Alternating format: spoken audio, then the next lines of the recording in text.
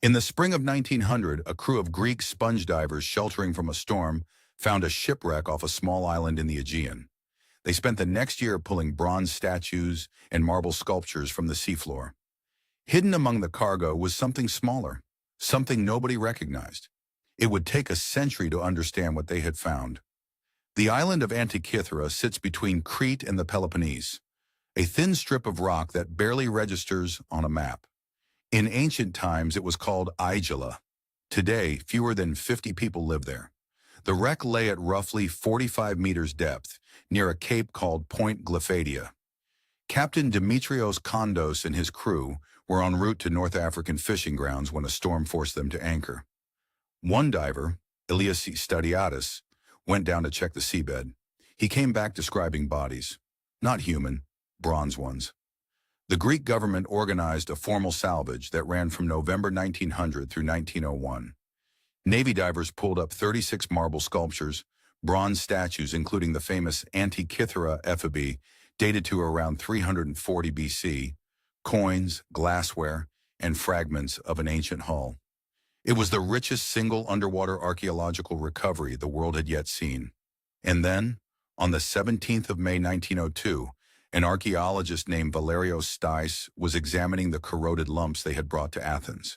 He noticed something inside one of them. Gears, not decorative shapes, not coincidental forms left by corrosion. Actual machined bronze gears, triangular teeth, precisely cut, meshing together. The object had arrived in Athens, labeled as corroded bronze. It sat in storage for months before anyone examined it carefully. Once they did, they couldn't explain it. 82 fragments have been recovered. Together, they contain at least 30 surviving bronze gears. The largest, found in Fragment A, is 13 centimeters across with 223 individually cut teeth, spaced at an average of 1.6 millimeters. The shipwreck itself dates to approximately 65 to 70 BC. The device must have been built before that. Scholars place its construction somewhere in the 2nd or 1st century BC. There is no other object of comparable mechanical complexity in the archaeological record for the next 1,400 years. That is not rhetorical. That is the literal state of the record. The mechanism fit inside a wooden case roughly the size of a thick hardback book. 34 centimeters tall, 18 wide, 9 deep. There was a hand crank on one side. You turned it, and the cosmos moved. On the front face, a display tracked the positions of the sun and moon against a fixed zodiac ring. An inner dial followed the Egyptian calendar year. An outer ring tracked the Metonic cycle, a 19-year period after which the solar and lunar calendars realign. Turn the crank one day forward. The moon advances. The sun advances. The phase of the moon, crescent, half, full, updates accordingly. The device also modeled something that Western astronomy would not formally describe until Kepler in the 17th century. The moon does not orbit at a constant speed. Its orbit is elliptical. It accelerates and decelerates in a predictable pattern. The mechanism tracked that, not as an approximation, as a working mechanical model. On the back, 2 spiral dials. The upper, the Saros cycle, 18 years, 11 days, 8 hours, after which eclipse patterns repeat. The lower, the Callipic cycle, a 76-year correction to the Metonic calendar. Beneath those, a smaller display cycling through a 4-year schedule of athletic games, including, the inscriptions suggest, the Olympics. For most of the 20th century, scholars assumed the planetary gears, if they had ever existed, hadn't survived. The fragments were too damaged, too incomplete. In 2021, a team at University College London changed that.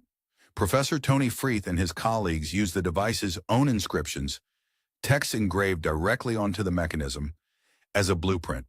They worked backward from what cycles those inscriptions described, deriving the gear ratios that would be needed to produce each one. Ours is the first model that conforms to all the physical evidence and matches the descriptions in the scientific inscriptions engraved on the mechanism itself, the Freeth said. The result? The original device almost certainly modeled all 5 planets visible to the naked eye: Mercury, Venus, Mars, Jupiter, and Saturn, alongside the sun and moon. 7 bodies, moving in their orbits. mechanically embodied in bronze, inside a wooden box you could carry under your arm. We still don't know who built it. This is where the story stops being simple. The origin of the Antikythera mechanism is one of the more genuinely contested questions in ancient history. 4 serious theories exist. Each has real academic support. None has a definitive answer. The island of Rhodes is the leading candidate. The vases found on the wreck are Rhodian in style. The geographic latitude encoded in certain of the device's cycles, between 33 and 37 degrees north, matches Rhodes almost exactly. The philosopher Posidonius kept a school there in the 1st century BC and was known for his interest in celestial mechanics. The second theory points to Corinth, or its colonies, particularly Syracuse. The athletic games calendar on the mechanism appears to be Corinthian in type. This is the theory that produces the most famous name associated with the mechanism, Archimedes. Cicero, writing in the 1st century BC, described 2 devices built by Archimedes that modeled the movements of the sun, moon, and planets. But Archimedes died in 212 BC. If the device came from his workshop, it was already an antique when it sank. There are also cases for Epirus in northwestern Greece, based on the names of calendar months, and for Pergamon, based on coins found at the wreck site in the 1970s. The debate is not resolved. It may never be.